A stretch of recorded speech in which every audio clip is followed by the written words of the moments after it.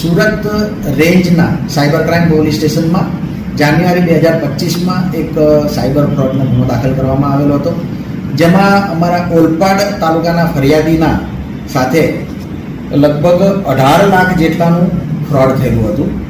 જેમાં ફરિયાદીએ જે ફરિયાદ આપી હતી એ મુજબ ફરિયાદીને તેના ઇન્સ્ટાગ્રામ અને વોટ્સએપના એકાઉન્ટ ઉપર DLF કંપની તરીકે એક કંપની કેટલીક લિંક મોકલતી હતી અને ઓનલાઈન બિઝનેસ કરવા માટે એમને પ્રોત્સાહન આપેલું હતું.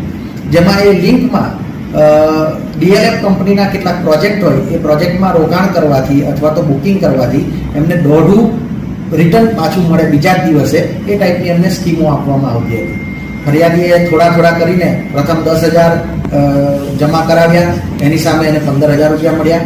એવી જ રીતના ફરી એને 35,000 જમા કરાવ્યા તો 45,000 પરત મળ્યા.